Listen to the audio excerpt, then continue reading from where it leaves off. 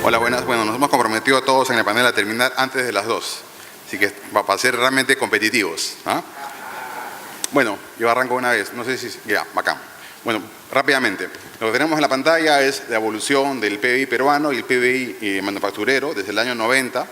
Claramente es el corazón del PBI, el sector manufacturero. Como ustedes saben, pesa 16% del producto y comparte el comportamiento cíclico del PBI. Pero es más volátil, es decir, cuando las cosas están mejor, está mucho mejor que el resto. Y cuando está peor, está peor. No le gana a construcción. Construcción es mucho más volátil que esto, ¿no? El doble de volátil. Pero esto muestra también un comportamiento. Sin embargo, lamentablemente no se ve muy bien el detalle. En los últimos 3 años se ha despegado. Es decir, el PBI industrial sigue cayendo. Este año va a ser el tercer año negativo, mientras que el PBI nacional no está en esos dígitos. Vamos a hacer un poco el detalle. Lo que vemos ahora es la evolución de dos tipos de industria. La industria vinculada al sector primario, pesca y minería, y al no primario. El no primario ha tenido un comportamiento espectacular, ¿no es cierto?, de un valor de 100 en el 2003, a cerca de 200, ahora casi el doble, ¿no es cierto?, después de 12, 13 años. En cambio, el sector primario se ha mantenido ahí, es decir, básicamente la capacidad de producción de harina de pescado y de refinación de metales. El resto ha sido más concentrado, ¿no? Y también, bueno, en esta década dorada de la industria y el PBI peruano, entre el 2003 y el 2013, vemos un desempeño espectacular del PBI manufacturero, con cerca de 5 puntos, la barrita roja, 5.8% de crecimiento promedio en esos 10 años, algo espectacular, con subsectores mucho más dinámicos, como por ejemplo metálicos, maquinaria, servicios industriales, papel, imprenta, minerales no metálicos, ¿no?, químicos, caucho, madera, alimentos, todos por encima del promedio. Y 3 subsectores un poco por debajo del promedio, pero no dejaron nunca de caer. Ni siquiera textil, cuero y calzado mostró un desempeño negativo en la década dorada. Sin embargo, desde el año 2014 hasta ahora vemos un desempeño negativo, ¿no? En promedio la industria cae 1.7 y el grueso está en terreno negativo, casi en el sótano podemos llamar algunos de ellos, salvo el sector de servicios y madera, ¿no? ¿Qué está pasando? Vamos a discutir eso un poco luego. Otra característica importante de la industria peruana es que es básicamente limeña, ¿no? 62% de la capacidad industrial del país está en esta ciudad.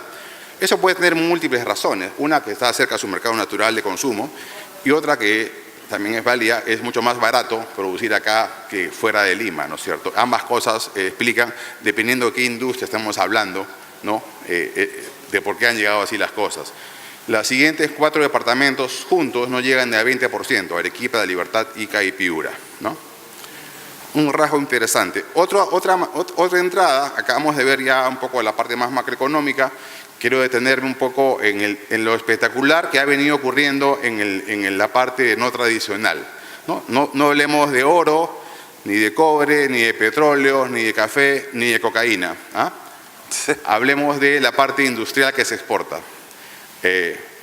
Agroindustria, textil, químicos y otros. Desde el año 2000, ¿no?, ha tenido un crecimiento espectacular. En solo 12 años se multiplicó casi por 6, llegando a casi 11.000 millones de dólares en el 2012. Pero la segunda parte de la historia es esta. Entre el 2012 y ahora, y nuestra expectativa en Macroconsul para el 2017, es un estancamiento, ¿ah? Estamos flat, ¿no? Llevamos 6 años que no somos capaces de seguirle vendiendo al mundo lo que corresponde.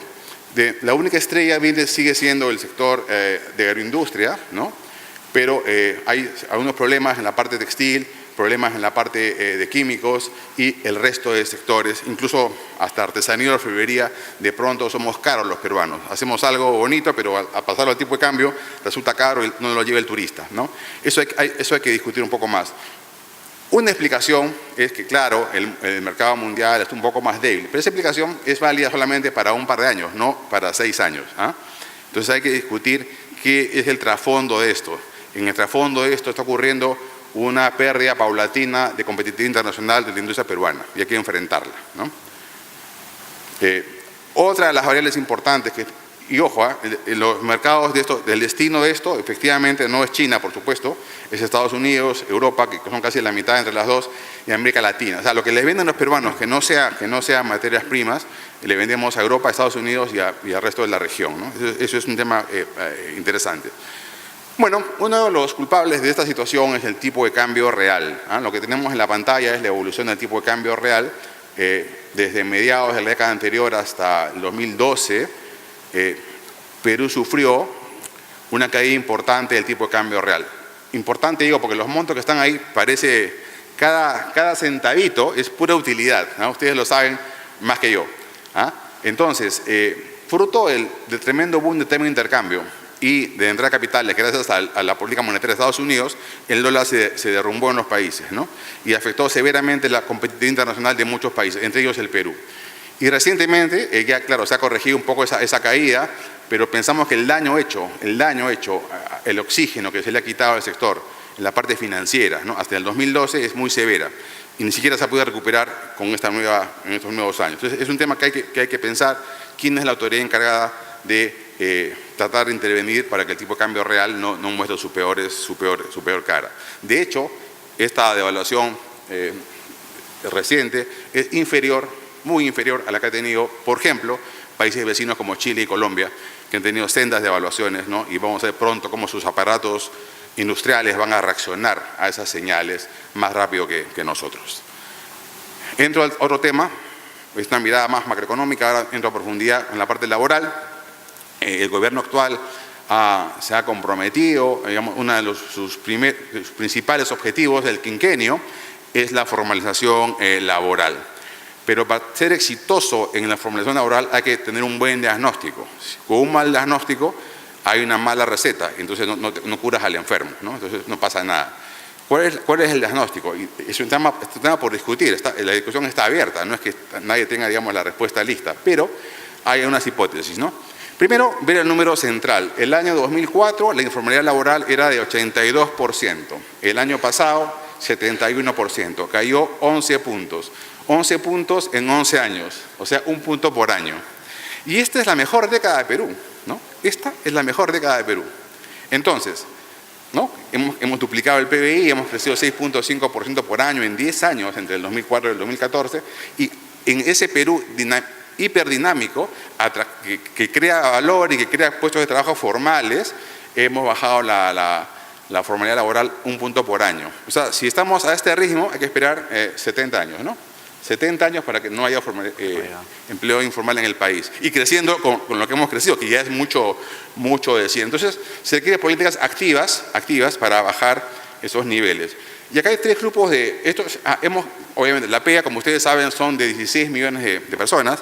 Hemos quitado a los trabajadores del campo 5 millones, trabajadores públicos 1,5 millones, y los trabajadores familiares no remunerados y las empleadas domésticas. Nos quedamos con el empleo, este es el empleo urbano privado del Perú, ¿no? 9 millones de personas. 9 millones de personas trabajan todos los días en el mundo, en las ciudades, privado. Y hay tres grupos, los independientes. Hay tres grupos, de acuerdo al estatus que tiene. El verde es el empleo formal en una empresa formal, ¿no? Es el mejor de los mundos. El trabajador tiene un contrato o está en planilla, ¿no? Tiene CTS, AFPs, vacaciones, ¿no? Tiene seguro social, tiene seguro de salud. Entonces, ese es el mejor de los mundos. Él es formal y la empresa es formal. El amarillo es un trabajador informal, pero la empresa es formal. O sea, la primera pregunta es, ¿por qué existe el amarillo? ¿No? ¿Por qué hay trabajadores en amarillo?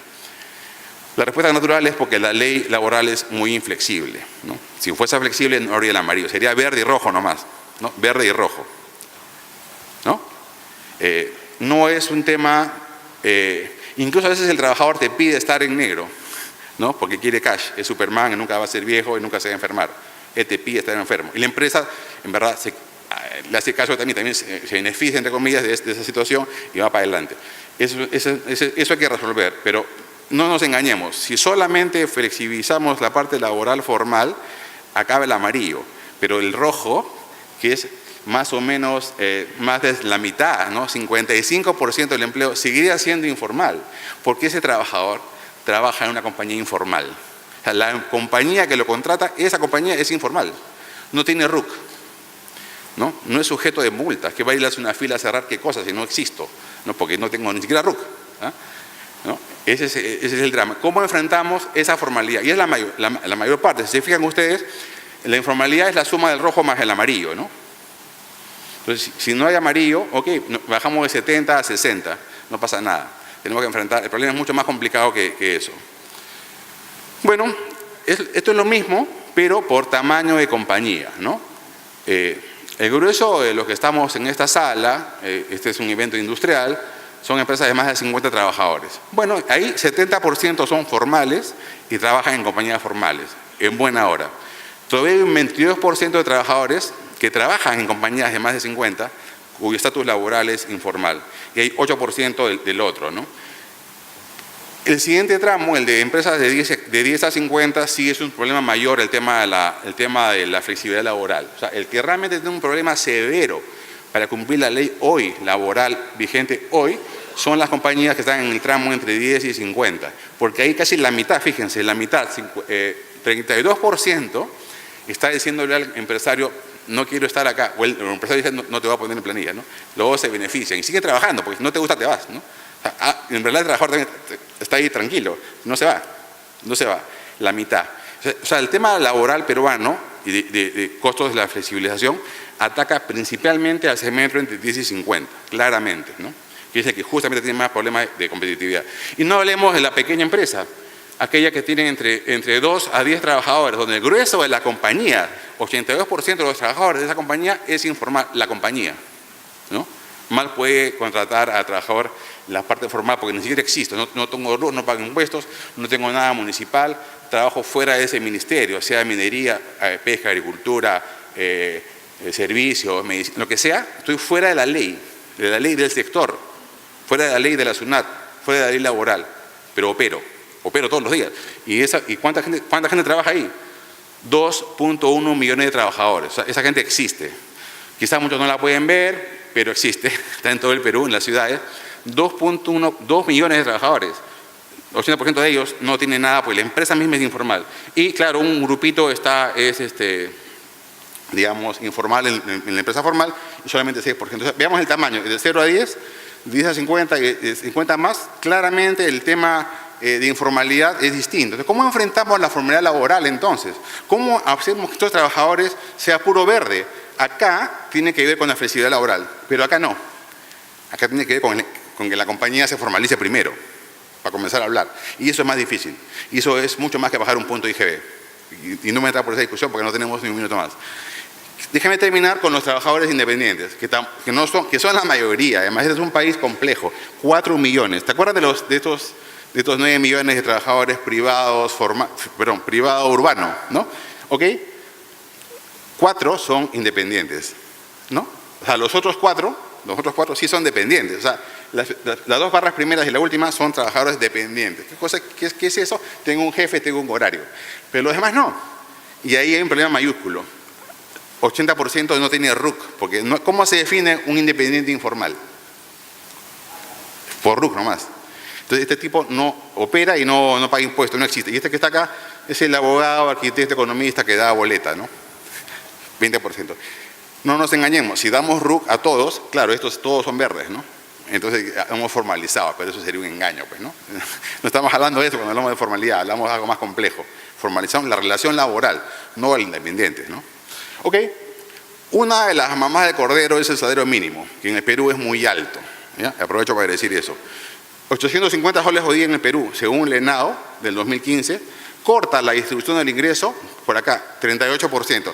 38% de los trabajadores peruanos, urbanos, privados, ganan menos que el mínimo. O sea, si subo el mínimo, digamos 850, lo subo, digamos, a 2.000, ¿no? Una locura, ya informalizaría al 80% de trabajadores, ¿no? Que no son capaces de pagar ese mínimo. Entonces, ¿cuál es el secreto acá? El crecimiento económico. Esta barrita amarilla, si crecemos en los próximos 10 años al 6% al año, crece, ¿no es cierto? Se da para acá, ¿no? Eso es productividad, justamente. Entonces ya la mayoría de empresas paga al galope el mínimo. Entonces el mínimo solamente afectaría a 20% de la población y no al 60% que es hoy día. Pero esto es toda la barra que hemos visto hace un momento. Ahora la vamos a partir, con eso termino. ¿Cómo estamos de tiempo? ¿Volamos? ¿O te falta un minuto? Te quedan 4 minutos. Ya. Esto es, ¿te acuerdan los colores? Del formal puro, el informal, la empresa informal y el informal puro. Acá están. Este es el mínimo, 850 soles. El verde, recordemos, es el formal, ¿no? Estos que están acá abajitos son los pequeños que dan boletitas, pero no importa. Todo el mundo formal gana encima del mínimo, por supuesto, si no, no sería ilegal, ¿no? El mínimo, todo el mundo formal, el verde, paga más que el mínimo. Y no tiene ningún problema en pagar el mínimo, porque el mínimo está acá, no me aprieta, está por acá arriba. Solamente 11% gana por debajo. En cambio, el amarillo, ya estamos hablando de 32%, ¿no? 32% de trabajadores ganan menos que el mínimo, que están en planilla negra, en la empresa formal. Pero el informal, está en 53%. O sea, el mínimo, el salario mínimo de 850 soles, corta la distribución de los informales en la mitad. O sea, no es mínimo, eso se llama mediana, ¿no? Es la mediana. O sea, no hablemos del mínimo, subamos la mediana. ¿Quieren subir la mediana? Ok, subimos la mediana. ¿Y qué pasa? Precarizas el empleo. El salario mínimo precariza el empleo, ¿no? Me quedo, mis 3 minutos me los guardo para repechaje, gracias. Dale. Me faltaba una, la última. Bueno, lamentablemente está pasando esto, fíjense. Este es el PBI peruano en los últimos 7 trimestres, el año pasado y este año. Estamos acá. Este es cálculo mío, interno. El sector primario, pesca, minería, espectacular. 13% de crecimiento del tercer trimestre, o sea, julio, agosto, septiembre esperado. El no primario, 3, 2, 8, 2. 2. La economía se está desacelerando. Si quitamos 2 minas y la campaña pesquera que se atrasó, estamos creciendo 2. Lo mismo que está creciendo hoy día Colombia y Chile, ¿no? Debajo de 2. Entonces, no nos engañemos, estamos en 2. Este es el acumulado, el año pasado y este año. En los primeros 3 trimestres del año, 9 meses, crecíamos 2,8. Ahora estamos en 4,2. ¿Pero por qué estamos en 4,2? Por el primario, que ha duplicado de 4,8 a 10. El no primario sigue, mis queridos amigos, en 2,2, 2,6, peleándola. Codo a codo, todos los días. Y la parte donde están ustedes, 2,5 negativo y ahora menos 3. O sea, este va a ser el tercer año negativo del PIB industrial, ¿no? Y eso es un tema que hay que discutir acá seriamente, porque algo está pasando. La economía ya está despegando y no el sector, ¿no? Tiene que ver con competitividad internacional, con el tipo de cambio, con el tema del salario, por supuesto, y obviamente todo lo que hayan hablado de cadenas de valor y cadena logística, todo eso suma, ¿no es cierto? Dependiendo en qué sector estás, cuál es más importante, ¿no?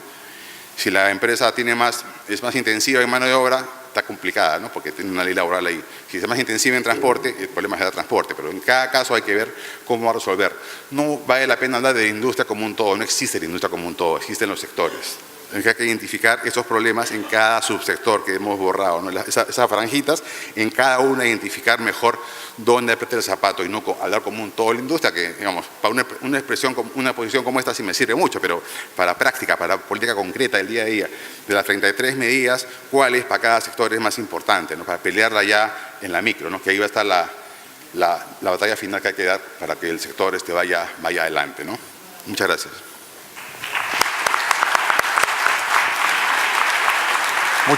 Muchas gracias, Elmer. Efectivamente has usado exactamente 20 minutos. Sin mayor trámite, damos la palabra a nuestro primer panelista por espacio de 5 minutos, el doctor Luis Binatea, socio del estudio Miranda y Amado. Muy buenas tardes. Me ha parecido muy interesante la presentación que ha hecho Elmer, porque ha, en primer lugar, retratado lo que creo que para nadie es un secreto, ¿no? Que el mercado laboral peruano tiene 2 grandes problemas. El primero de ellos es esta informalidad que ha disminuido muy poco en los últimos 10 años, estamos en un rango de 71 a 73% aproximadamente, y en segundo lugar esta característica que ya no solamente incluye al sector informal, sino también aparte del sector formal, que es la de baja productividad y poca competitividad. Y estas 2 características, que me parece que son bien importantes, se presentan además en un contexto en el que el mercado tiene como otras características el hecho de que funciona bajo reglas de libre competencia. En segundo lugar, con una apuesta clara por la apertura comercial y además con un planteamiento hecho por el actual gobierno de intentar crecer lo máximo que se pueda, y plantearse como una meta, digamos, de mediano o largo plazo de formar parte de la OECD. Pero si uno se plantea todas estas cosas a la vez, el único resultado que se puede extraer de eso es que tenemos un reto gigantesco. Porque lograr las cosas que se ha propuesto el gobierno con una realidad con la que tenemos es una tarea bien complicada, por lo menos desde mi punto de vista.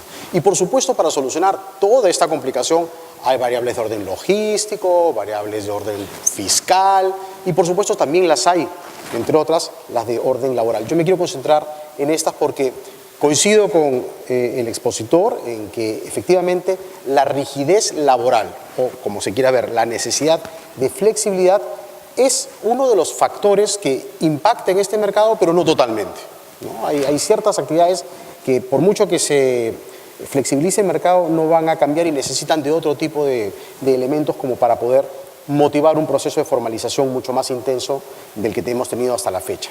Y yo respecto de esto me plantearía dos cosas. La primera de ellas es pensar en por qué hemos llegado a un supuesto de rigidez. Es decir, la norma laboral la calificamos como rígida, ¿gracias a qué? Yo tengo la impresión de que la norma finalmente es rígida porque, bueno, hay por supuesto razones de orden político que siempre están presentes, pero fundamentalmente porque el Estado de una manera u otra, normalmente inorgánica, ¿no?, asume que hay o percibe que hay una sensación de desprotección y es él quien asume el rol de proteger. En lo personal creo que lo hace mal. Y lo hace mal por varias razones, pero fundamentalmente porque el mecanismo que utiliza es la ley, que es un mecanismo que por definición no se adapta a las complejidades que tiene un mercado como el nuestro. Es como utilizar una sola regla para intentar medir distintos objetos con distintas características a la vez. Y el resultado va a ser uno solo. La regla es absolutamente ineficaz. Lo que yo creo es que el debate sobre flexibilidad ha sido un debate concentrado en los contenidos de la ley. Es decir, si las indemnizaciones deben ser así o de ese tamaño, si la estabilidad debe estar o no debe estar presente, si los beneficios económicos deben ser de esta magnitud o de menor magnitud. ¿Por qué? Porque la apuesta de nuestro país ha sido una apuesta por la regulación puramente estatal, a pesar de que tenemos a la negociación colectiva como un factor bien interesante. Yo leía antes de esta presentación las propuestas, las 33 que ha hecho la Sociedad de Industrias, y dentro de ellas encontré un énfasis particular en la negociación colectiva con el propósito de mejorar el clima laboral. Por supuesto que sirve para eso, pero yo creo que sus fines son todavía mucho más grandes que los de la simple generación de buen clima laboral. La negociación colectiva es un mecanismo regulatorio muchísimo más flexible que la ley y por lo tanto su promoción puede servir como mecanismo para lograr este proceso de adaptación. Claro, uno dirá, ¿y cómo puedo yo intentar que la negociación colectiva flexibilice cuando en realidad complementa la ley? Esa respuesta o esa pregunta es una pregunta muy atinada. Lo que creo que se tiene que pensar, y pensarlo seriamente, es que la negociación colectiva se utilice como un mecanismo de descuelgue temporal de la ley con propósitos de generación de productividad. Es decir, un trade-off, ¿no? Que el Estado admita excepcionalmente y a través de mecanismos institucionales como la negociación colectiva que las empresas se descuelguen temporalmente del marco regulatorio rígido con el propósito de lograr un efecto de productividad que potencie la posición del trabajador de tal forma que adquiera más valor. Esa sensación, creo yo, de desprotección que quiere cubrir el Estado quedaría cubierta por la autoprotección que lograría el trabajador gracias a ese proceso de descuelgue. Esta idea la he planteado ya hace algunas semanas, pero me parece que de manera original tenemos que comenzar a plantearnos fórmulas como estas. Si la discusión en nuestro país va a seguir siendo una discusión acerca del contenido de la ley, muy difícilmente vamos a arribar a acuerdos. Entonces, es momento de ser creativos en esto y yo esperaría que aprovechemos la oportunidad para hacerlo. Gracias. Excelente, Lucho. Muchas gracias. Un aplauso, por favor. Directamente doy la palabra al señor Juan José Gorriti, vicepresidente de la Confederación General de Trabajadores del Perú. Adelante, Juan José. ¿Se escucha? No. Ahí, ahora sí. Buenos días. Buenos días a todos y muchas gracias a la Sociedad Nacional de Industrias por la invitación. Lo primero que debemos preguntarnos, de acuerdo al tema que nos ha tocado, es si la industria productiva es suficiente para tener un país competitivo. Para nosotros, no. Se necesita una serie de accesorios, una serie de regulaciones para que esto sea, ¿no?, verdaderamente convertir a nuestro país en un país competitivo. Entre ellos se me viene a la memoria, por ejemplo, regulaciones en el tema de los tratados de libre comercio, de los TPPs, pero ese es otro tema que debería regularse porque es una competencia desleal con la propia industria peruana. Se ha señalado y se ha hablado de la informalidad y de que la causa de la informalidad es la legislación laboral. Eso es falso. Eso es falso. La legislación laboral en el Perú se convirtió en la legislación más flexible desde el periodo de los años 90, ¿no? Desde allí la legislación laboral permite despidos, subcontrataciones, contrataciones. De tener 4 tipos de contrataciones hemos pasado a tener más de 30. Entonces, por allí no está la salida para encontrar la informalidad. Hubo un estudio que hizo Susana Pinilla, donde los informales, las empresas, pedían una serie de cosas. Por ejemplo, créditos tributarios baratos, porque no es concebible que a una gran empresa le den sumamente bajo y a una microempresa un crédito alto. Que no hubiera competencia desleal y les metieron los TLCs. Es decir, no es por el tema de los trabajadores, en ninguno de sus planteamientos estaban ni los derechos ni los sueldos de los trabajadores. Es más, en un evento por esa época, un personaje muy importante del sector laboral, ya fallecido, por eso no voy a mencionar su nombre, señaló en un evento internacional que se había desregulado tanto la legislación laboral que los abogados laboralistas empresariales se habían quedado sin trabajo. Para nosotros, un factor importante de competitividad es la educación, el tema educativo y formativo. Si no hay inversión en innovación tecnológica, en formación, si no hay asimilación y desarrollo de la tecnología, ¿qué cosa podemos verdaderamente producir con capacidad de exportar y de desarrollar nuestro propio país? El acuerdo nacional hasta ahora tiene y señala la necesidad del 6% para educación. No llegamos nunca a ese 6%. Nosotros incluso hemos presentado un proyecto al Ministerio de Educación, cuando digo nosotros digo CGTP y Sociedad Nacional de Industrias, que no ha merecido la menor respuesta sobre el tema de la educación técnica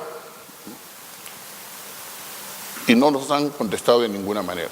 Necesitamos conectividad digital, es decir, adecuar los equipos que tenemos para que estos produzcan más desarrollo. Y la formación laboral requiere un firme compromiso de la empresa con los trabajadores. Es imposible formar a un trabajador, formarlo realmente, si estamos pensando en despedirlo mañana o pasado mañana. Se necesita por ello un margen de estabilidad en el puesto de trabajo para que el trabajador además se sienta involucrado con la empresa. Necesitamos también la elevación de la remuneración mínima vital. Lo dijo el propio Pedro Pablo Kuczynski en el evento que hicimos nosotros del CONADER, que asistió a la Sociedad Nacional de Industrias. Que es muy alto, es falso, pues, tampoco es el más alto. Al único país que nosotros superamos en sueldo mínimo vital es a Bolivia. Todo el resto de los países latinoamericanos están por encima de nuestro sueldo mínimo vital. Y que el sueldo mínimo vital precarice el empleo, tampoco es, pues. Tenemos, creo yo, que sentarnos verdaderamente y discutir estos asuntos si queremos lograr el desarrollo de nuestro país. ¿Por qué? Porque nosotros consideramos que nuestro país debe ser, y las empresas nacionales deben ser competitivas con innovación, desarrollo tecnológico y buen trato a los trabajadores y no con mano de obra barata. Entonces termino señalando que las empresas necesitan, aparte de lo que he hablado de capacitación, de innovación y todo eso, trabajadores competentes. El trabajador no es competitivo. Competitiva es la empresa porque compite. Competitivo es un equipo de fútbol. Competitivo es un auto de carrera o un caballo de carrera. ¿El trabajador es competente o no es competente? ¿Y qué cosa es ser trabajador competente? Es tener formación, ¿no? Y una actitud positiva hacia la empresa, es decir, sentir que está en una empresa que también en algo es suya. Eso significa dedicación e identificación con la empresa y lo que ésta hace y lo que él hace dentro de la empresa. Eso es lo que tenemos que hacer y lo que tenemos que buscar para lograr verdaderamente el desarrollo y la competitividad de nuestro país. Muchas gracias. Muchas gracias, señor Gorriti. Tiempo exacto. Y damos la palabra al señor Rafael Vera Tudela, gerente de normas y regulaciones de la Sociedad Nacional de Industrias. Muchas gracias. Buenas tardes con todos. Bueno, primero quería enfatizar una idea que creemos engloba el tema central de esta tarde, de este panel en particular, ¿no? El reto es competitividad para el desarrollo. Y ese reto está medido en 11 millones de personas, trabajadores informales peruanos, que están fuera del sistema. Un par de datos: la informalidad subió el año pasado y en la industria se han perdido en los últimos 3 años 130 empleos diarios, 125.000 empleos. En el análisis que hemos hecho, este problema del desarrollo de la informalidad en particular es una ecuación bien sencilla, baja productividad combinado con alto costo regulatorio, consecuencia natural igual, más informalidad, menos desarrollo. Para complementar la intervención anterior, de hecho, este análisis considera que, sí es verdad, las regulaciones no son el único problema, no son la explicación única, exclusiva de la informalidad en el Perú, pero son parte de la explicación y son buena parte. Solo una pregunta para motivar esta discusión. ¿Cuántas normas hoy saben que se han emitido en el peruano este día? Hoy, ¿cuántas? ¿Alguien tiene una idea? 102 normas han sido publicadas hoy día, en 120 páginas. Significa que ayer, mientras trabajábamos en el sector privado, el Estado ha producido cada 5 minutos una regulación. Y queremos traerles 3 mensajes relativamente rápido. Primer mensaje: en el Perú tenemos una carrera de competitividad, pero con una mochila de piedras. Es como que partimos todos en una carrera en la cual uno de los competidores tiene una mochila que es particularmente grande. Puede ser muy productivo probablemente, pero si no tiene el contexto, por más productividad que tenga, la regulación lo sobrepasa. Y esas piedras, varias de ellas son regulatorias. En la Sociedad de Industrias hemos hecho un estudio y hemos corroborado que solo el 0,2%, subrayo, 0,2% de las empresas peruanas son medianas. Es lo que le llamamos el valle de la muerte, en el sentido que la evidencia empírica sugiere, como también Elmer había mencionado hace minutos, que el salto de la micro, pequeña empresa a la empresa grande, que hay que decirlo, empresa grande en el Perú es empresa mediana en el mundo, empresa mediana en el Perú es empresa pequeña en el mundo, para estándares internacionales, es bastante alto. Y muchas de ellas no lo pasan. Un par de números. El costo laboral no salarial se multiplica por 3 de pequeña a gran empresa. La utilidad después de impuestos, calculada por el Ministerio de Economía, baja en 53% entre estar en el régimen especial de la renta y el régimen general. Y ahora en particular de temas regulatorios que quiero enfatizar en los 2 minutos que me quedan. Es un mensaje importante. El Perú está muy lejos, no solamente está lejos, muy lejos de buenas prácticas regulatorias. El Perú tiene alto stock regulatorio, 600.000 regulaciones. Se ha calculado que requieres 10 años para leer toda la regulación, no necesariamente comprenderla. Segundo, alta inflación regulatoria. Ayer han sido 5 normas por hora. En promedio, de los últimos 10 años, son 7 normas por hora. Perdón, 7 normas por minuto, el promedio, para ser preciso. Y algo más importante, tanto como el número de regulaciones, la calidad regulatoria. Hay evidencia empírica que demuestra que más del 90% de las normas y regulaciones en este país no cuentan con análisis costo-beneficio. No hay un filtro previo, no hay revisión ex post, no hay un proceso de transparencia estandarizado. ¿Cuál es, para cerrar, creemos el último mensaje tal vez más importante y con optimismo fundado? Sí podemos cambiar esto. Estamos lejos de las buenas prácticas, pero tenemos plataformas sobre las cuales trabajar. Algunos puntos. Tenemos una comisión de eliminación de barreras burocráticas en el INDECOPI que ya está trabajando este tema. Ha recibido más de 4.000 denuncias por barreras burocráticas en los últimos 3 años y ha declarado fundada más del 90% de ellas. totalmente consistente con esta evidencia de falta de análisis costo-beneficio. Segundo punto, ya hay algunos esfuerzos, el Consejo Nacional de Competitividad y Formalización, las mesas ejecutivas de Produce que están trabajando en el tema, y ciertamente ya tenemos un programa país de la OCDE que nos ha, no lo dice el Perú, lo dice la OCDE con estándares analizados por expertos de manera muy rigurosa. ¿Qué cosas el Perú podría trabajar para mejorar en regulaciones? Y por esa razón, ya para cerrar, ustedes tienen a manera de contribución, ¿no?, como aportes para la discusión, un documento que la Sociedad Nacional de Industrias ha trabajado, que apunta en ese problema para más desarrollo, mejorar productividad y mayor calidad regulatoria. Ahí hay un ejercicio seleccionado de 33 propuestas, en realidad en el documento completo en la web son alrededor de 60 en temas regulatorios, y dejamos 4 ideas sueltas. Porque la Sociedad de Industrias trabaja no por la desregulación, sino por calidad regulatoria. 1, inacción que sea pasible de sanción. ¿Cuántas veces hay un trámite administrativo que tiene silencio negativo? Si el Estado no responde su no tiene respuesta. Bueno, pues que eso sea una barrera burocrática pasible de sanción. 2, que se elimine aquellas barreras burocráticas ya identificadas como ilegales o irracionales por el INDECOPI. Y hay un stock que es cuestión de decisión, y ciertamente hay que hacerlo correctamente, de acuerdo a la Constitución, para eliminarlas de manera correcta, pero ya están identificadas técnicamente. Tercer punto, expandamos el régimen especial de la renta hasta la mediana empresa, que otra vez, la mediana empresa es pequeña en el mundo. Hemos hecho un cálculo en la Sociedad de Industrias, esa expansión es 0,2% del PBI. 0,2% del PBI. En términos de costo fiscal en año 1, pero hay estimados en otros países del mundo donde han hecho ejercicios de reducción de impuestos que hay un impacto en formalidad, y ese costo fiscal sería revertido.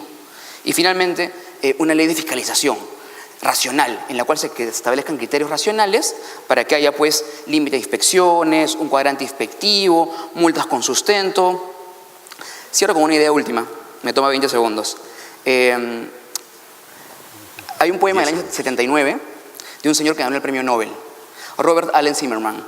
4 líneas, dice lo siguiente: voy a hacer para mí nuevas reglas, voy a cambiar mi manera de pensar, voy a hacer para mí mismo nuevas reglas, voy a salir adelante sin la influencia de reglas sin sentido.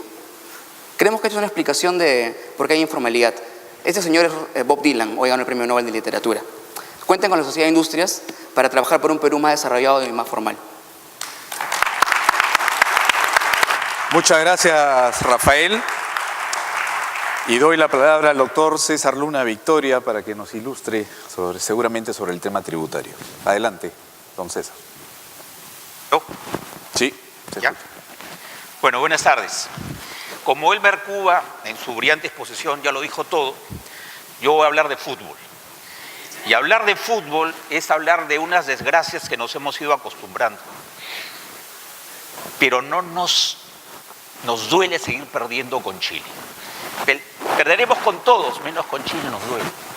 Bueno, si la industria peruana compitiera con Chile, estaríamos compitiendo en cancha donde acababa de nevar, con un frío absoluto, y nuestro equipo jugaría con viviris y sayonaras. Esta diferencia es la que existe en el apoyo de Chile a su industria con el apoyo del Perú a su industria. La Corporación de Fomento a la Producción de Chile tiene un presupuesto de 80 veces la que todo el gobierno del Perú propone a su industria. Entonces, esas son las sayonaras, y si hablamos de competitividad, por lo menos que nos pongan igualdad de condiciones. Y yendo a lo tributario, ¿de dónde puede venir el apoyo que se requiere, teniendo en cuenta que andamos en déficit fiscal, teniendo en cuenta que tenemos un gobierno responsable y que todos los pronósticos indican que en el 2021 el déficit se habrá reducido, pero no habrá desaparecido? Elmer Cuba es uno de los grandes prohombres de esta patria que nos advierte permanentemente y nos dice: ojo con el déficit, que no siga creciendo, que no lo financiemos con deuda, porque tenemos hoy día una deuda país soportable, pero si crece un poco más, ya volveremos a los años 80. Los viejos nos acordamos de eso. ¿Y qué cosa ha hecho el Perú, por ejemplo, respecto de otras actividades productivas? Y quiero mirar un poco a la niña de los ojos de hoy día, que no es la minería, sino la agricultura. En la agricultura la productividad ha crecido por trabajador 60%. Las exportaciones se han cuadruplicado. ¿Y qué cosa ha hecho el gobierno por la agricultura? Chavimochic, Olmos, Majes, irrigaciones. Le ha dado flexibilidad laboral en unos contratos teóricamente abusivos, pero hoy día el trabajador agrario tiene la mejor estabilidad del mundo, no legal, sino por su propia productividad. Una empresa nunca vota a un trabajador altamente productivo. Y tercero, impuesto a la renta de 15%.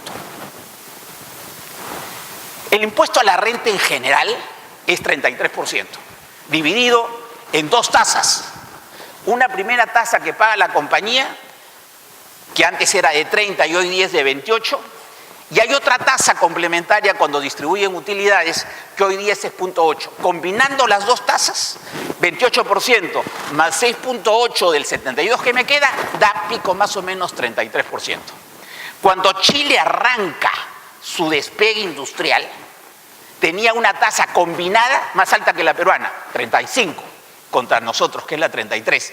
Pero el primer tramo, el que pagan las empresas, era de 15. La diferencia la pagaba el accionista cuando recibía dividendos. Por lo tanto, favoreció la patrimonialización de las empresas al dejar que los dividendos, las utilidades quedaran en reinversión de utilidades.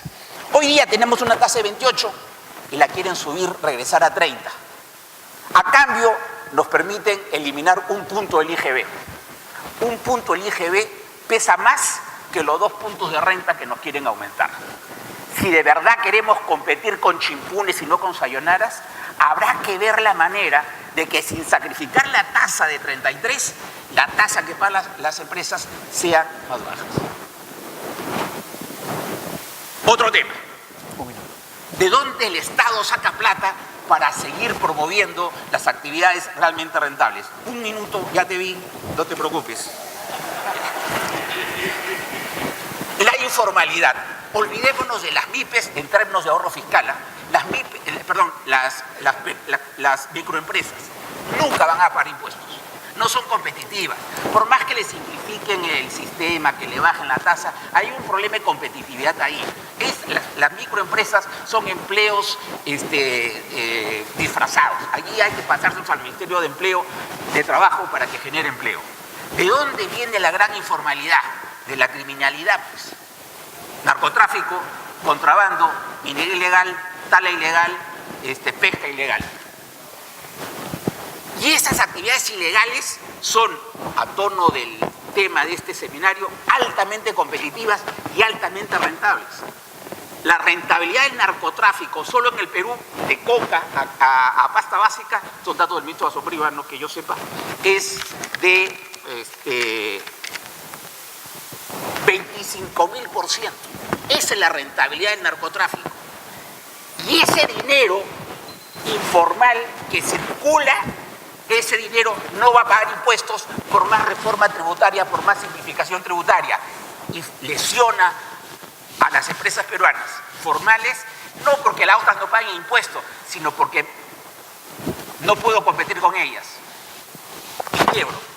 Entonces, la informalidad puede ser un problema moral, un problema ético, un problema criminal, pero también es un tema financiero. Y yo no he visto al gobierno que ponga sobre la mesa el tema de la lucha a la informalidad en los temas de criminalidad. Lo pone en temas de simplificación administrativa, pero no de criminalidad. Ojalá nos oiga. Muchas gracias. Muchas gracias. Muchas gracias, doctor Luna Victoria. Y le damos la palabra a nuestro último panelista por 5 minutos, señor José Borda, gerente general de Lindley. Adelante, por favor. Gracias. Aló. Muchas gracias. Bueno, hemos hablado mucho de competitividad y queda claro que es un tema complejo, ¿no? Es un tema que requiere que cambiemos de mentalidad y esto comienza por casa. Y voy a comenzar con un ejemplo que casualmente comienza por casa, por la empresa donde yo trabajo. Caminando con vendedores por el mercado, visitando clientes, encontré un cliente que el vendedor se saltó. Oye, dime, ¿por qué no estás atendiendo esta bodega nuevecita? No, mira, lo que pasa es que todavía no hemos podido dar de alta al cliente. ¿Cómo que no hemos podido dar de alta? Bueno, investigando un poquito más el tema, resulta que descubrí que para dar de alta a un cliente en la compañía donde yo trabajo, se requería en promedio 8 días. 8 días porque había que pedir la documentación, sacarle copias, el área financiera pedía una copia para hacer cosas, para pasársela al área legal que pedía otra copia, para pasársela al área de distribución para geocodificarlo, etcétera, etcétera, etcétera.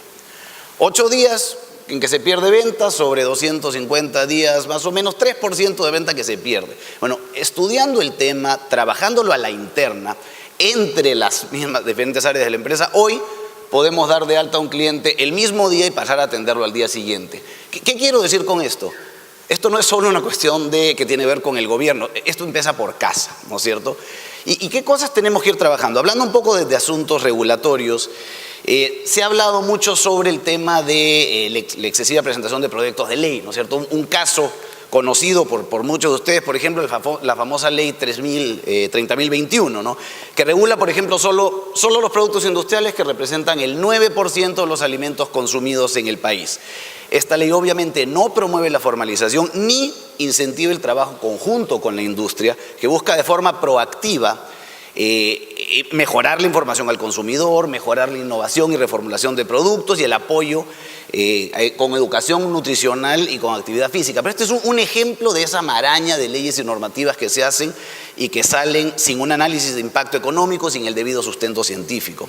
Hablando un poco de simplificación administrativa, bueno, tenemos 1.800 municipios, cada uno debería tener su TUPA, en lugar de que exista un TUPA único en el cual podamos basarnos para obtener muy claro cuál es el procedimiento, ante quién se debe hacer y dejarnos supeditados a la voluntad del funcionario de turno, ¿no? En este momento tenemos un proyecto de un centro de distribución de $50 millones parado por divergencias entre la municipalidad del centro poblado y la municipalidad distrital, precisamente por no tener claro un TUPA, ¿no? Casos claros de conflictos de competencia, por ejemplo, la ley de habilitaciones urbanas, la 29090, que rige el régimen de aportes redención de áreas en proyectos de habilitación urbana, que determina claramente que el aporte debe ser de 3% del valor de terreno calculado al valor arancelario.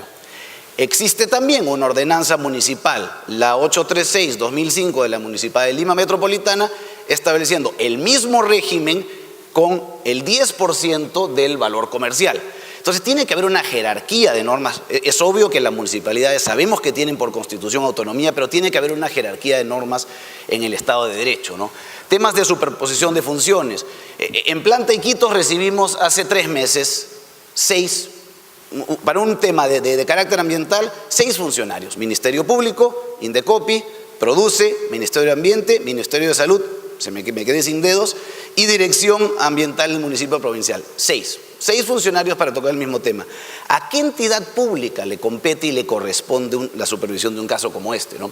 Pero la parte buena es que tenemos ejemplos muy claros, ejemplos positivos. Por ejemplo, la RENIEC. Muchos de ustedes deben haber pasado el trámite de obtención de duplicado de un DNI.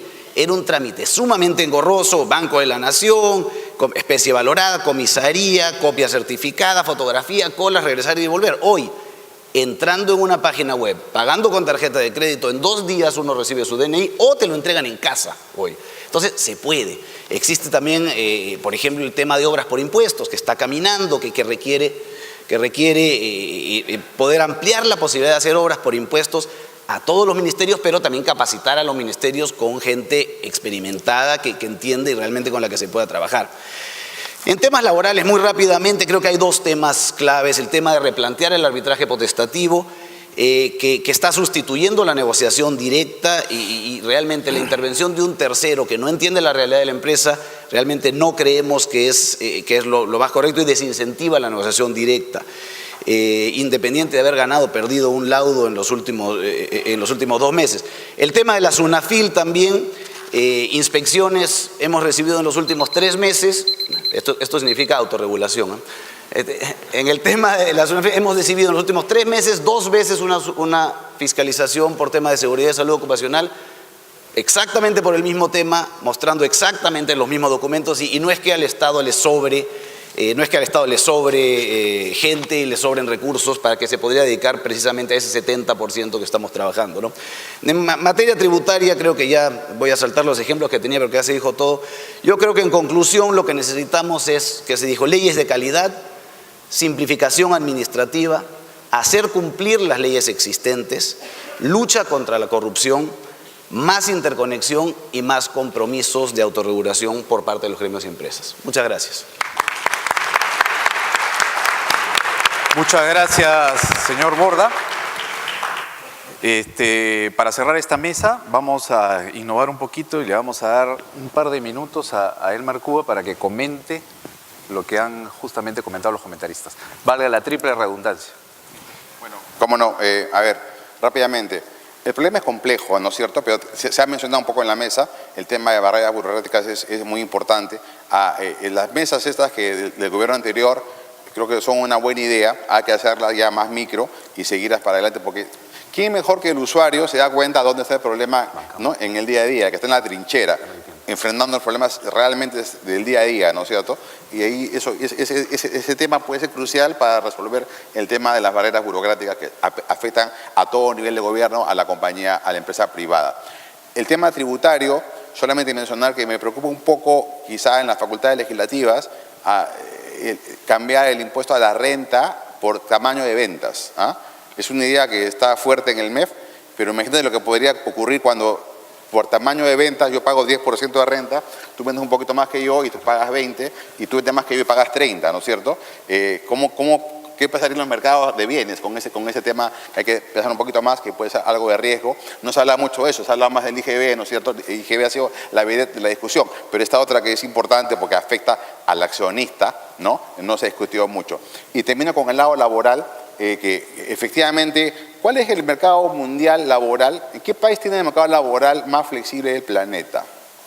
Tal vez Estados Unidos, ¿no? Donde no hay derecho al puesto de trabajo. Hay derecho al trabajo. No confundamos derecho al trabajo. Todos tenemos derecho a trabajar, pero no tienes derecho a ese puesto del trabajo. El empleador no es tu papá, ¿no es cierto? Entonces, ¿qué quiero decir? Que solamente la productividad laboral salvará a los trabajadores de los países, ¿no es cierto? Si, no vamos a mostrar en el gráfico, ¿no es cierto? Si la productividad laboral, que es toda esa silueta, comienza a mejorar, efectivamente los salarios comenzarán a subir y el mínimo lo seguirá.